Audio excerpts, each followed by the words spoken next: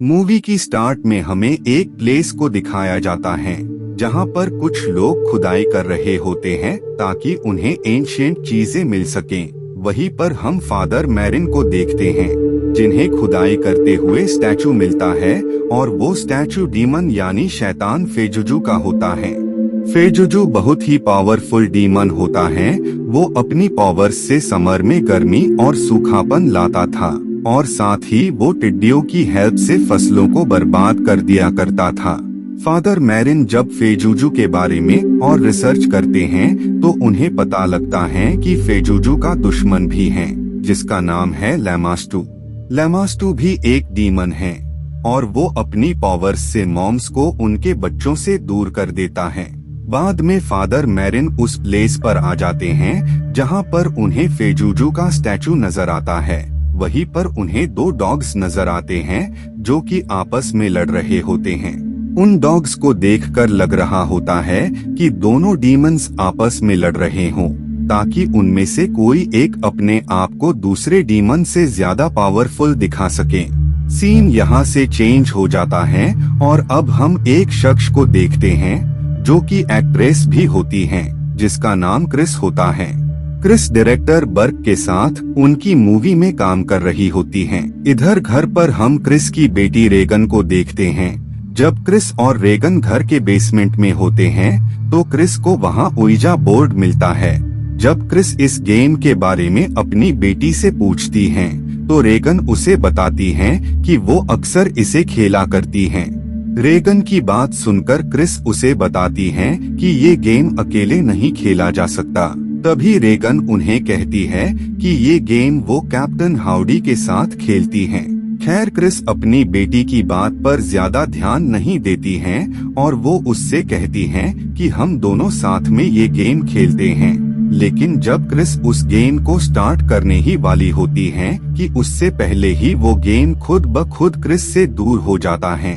Chris को लगता है कि उसकी बेटी उसके साथ नहीं खेलना चाहती है और ये जरूर उसकी ही कोई शरारत होगी, इसीलिए क्रिस इस इंसिडेंट को मजाक में लेती है।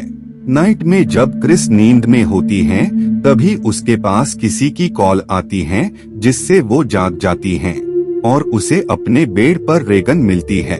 जब वो रेगन से इसकी वजह पूछती है तो वो उसे बताती है कि उसका बेड बहुत ही शेक कर रहा था जिस वजह से वो यहीं आकर सो गई।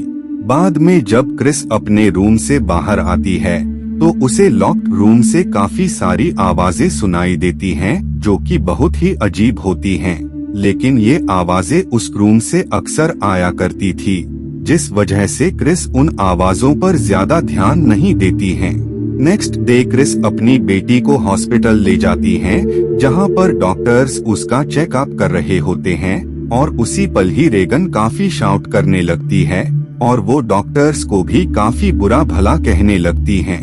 बाद में डॉक्टर क्रिस को बताते हैं कि रेगन को कोई नर्व प्रॉब्लम हो गई है जिसके चलते उसका टोन हाइपर हो गया है, इसीलिए उसे काफी गुस्सा आता है और आगे चलकर यही प्रॉब्लम उसके डिप्रेशन का रीजन बन सकती है। इधर हम डेमियन को देखते हैं जो कि अपनी मॉम से मिलने हॉस्पिटल में आए होते हैं। डेमियन चाहता था कि वो अपनी मॉम को यहाँ से निकालकर किसी अच्छे हॉस्पिटल में एडमिट करवाए, लेकिन वो ऐसा नहीं कर सकता था क्योंकि उसकी फाइनेंशियल कंडीशन ठीक नहीं थी। बाद में उन्हें पता लगता है कि उनकी मॉम की डेथ हो गई है और इस खबर से फादर डेमियन को काफी ज्यादा दुख होता है। खैर इधर हम क्रिस को देखते हैं जिसके घर पर पार्टी होती है। सडनली वहां पर रेगन आ जाती हैं जो कि पार्टी में मौजूद गेस्ट से कहती हैं कि उसकी मौत इसी घर के सबसे ऊपर वाले फ्लोर पर होगी। सभी को रेगन की बातें काफी अजीब लगती है जिसके बाद क्रिस अपनी बेटी को उसके रूम में ले जाती है। लेकिन कुछ पलों बाद ही रेगन के रूम से शाउट करने की आवाजें आने लगती हैं और जब वो रेगन के रूम में जाती हैं तो उसे भी वहाँ कुछ भी समझ नहीं आता है कि आखिर रेगन ऐसा बिहेव क्यों कर रही हैं, जिस वजह से क्रिस रेगन को हॉस्पिटल ले जाती हैं। डॉक्टर्स वापस से रेगन पर काफी टेस्ट करते हैं लेकिन शॉकिंग बात ये होती है कि सारे ही टेस्ट नॉर्मल होते हैं और डॉक्टर्स को बिल्कुल भी समझ नहीं आ रही होती हैं कि रेगन को आखिरकार हुआ क्या है। डे बाय डे रेगन की कंडीशन बिगड़ती ही जा रही थी और डॉक्टर्स को कुछ भी समझ नहीं आ रहा था कि रेगन को आखिरकार हुआ क्या है। और अब वो पल आ जाता है जब शैतान रेगन अपने कंट्रोल में कर लेता है, जिस वजह से डॉक्टर्स को रेगन पर नींद का इंजेक्शन लगाना पड़ता है। नेक्स्ट डे जब रेगन घर पर वापस आती है तो उसे ये पता लगता है कि बर्क की डेथ छत से गिरने की वजह से हो गई है और उस वक्त बर्क रेगन के पास ही था। उसी पल रेगन सीढ़ियों से उल्टी चलकर नीचे आ रही होती हैं और जब क्रिस ये देखती है तो वो काफी ज्यादा शॉक हो जाती है, जिस वजह से वो रेगन को दोबारा हॉस्पिटल में ले आती है। डॉक्टर्स क्रिस को बताते हैं कि शायद रेगन पर शैतान का साया है, इसीलिए आपको अब चर्च की मदद लेनी चाहिए क्योंकि अब रेगन को मेडिसिन और इंजेक्शन तो ठीक नहीं कर सकते हैं। बाद में क्रिस से उसके घर पर मिलने विलियम आते हैं जो कि बर्क का केस हैंडल कर रहे थे। वो क्रिस को बताते हैं कि बर्क की डेथ काफी अजीब तरीके से हुई थी क्योंकि उसकी नेक पीछे की तरफ टर्न हुई थी। खैर विलियम के जाने के बाद रेगन के रूम से क्रिस को काफी तेज शाउट करने की आवाजें आती है और जब वो वहां जाती हैं तो ये देखकर वो काफी ज्यादा डर जाती हैं क्योंकि रेगन नाइफ से खुद को स्टैब कर रही होती हैं। जब क्रिस उसे रोकने जाती हैं तो रेगन क्रिस पर ही अटैक कर देती है और जब सर्वेंट्स क्रिस की हेल्प करने आते हैं तो उससे पहले ही डोर खुद ब खुद लॉक हो जाता है और उसी पल रेगन अपनी नेक को पीछे टर्न कर लेती हैं और ये देखकर क्रिस को यकीन हो जाता है कि रेगन डीमन के कंट्रोल में है। इसीलिए नेक्स्ट डे क्रिस डेनियम के पास जाती हैं और वो उनसे कहती हैं कि उनकी बेटी शैतान के कब्जे में है और वो एक्सोर्सिज्म करके उसकी बेटी को बचा ले। लेकिन डेनियम ऐसे ही एक्सोर्सिज्म नहीं कर सकता था क्योंकि इसके लिए उसे चर्च से परमिशन लेनी होगी और इसके लिए उसे चर्च को प्रूफ देने होंगे। इसीलिए वो प्रूफ के लिए क्रिस के घर पर आ जाते हैं और जब वो रेगन के रूम में जाते हैं तो वो शैतान डेनियम को काफी बुरा भला कहने लगता है और वो उससे कहता है कि तुमने ही अपनी मॉम को मारा है, तुम्हारी ही वजह से उनकी मौत हुई है।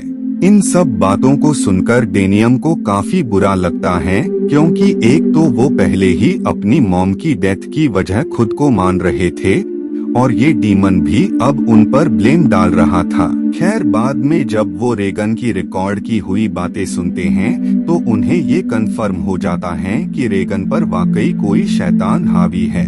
बाद में वो चर्च को प्रूफ देते हैं जिसके बाद चर्च उन्हें एक्सोर्सिज्म की परमिशन दे देता है, लेकिन इसके साथ ही चर्च डेनियम के साथ एक्सपीरियंस फादर को उनके साथ भेजते हैं जिसने पहले भी एक्सोर्सिज्म परफॉर्म किया हो। जिसके बाद क्रिस के घर पर फादर मैरिन और डेनियम आ जाते हैं और वो एक्सोर्सिज्म के प्रोसेस को स्टार्ट कर देते हैं। उस डीमन को इस चीज से काफी ज्यादा तकलीफ होने लगती है और वो काफी बार उन्हें डराने की कोशिश भी करता है ताकि वो एक्सोर्सिज्म के प्रोसेस को बीच में ही रोक दे। लेकिन जब इन सब से काम नहीं होता है तो वो डीमन डेनियम को उसकी मॉम की डेथ के लिए ब्लेम करने लगता है।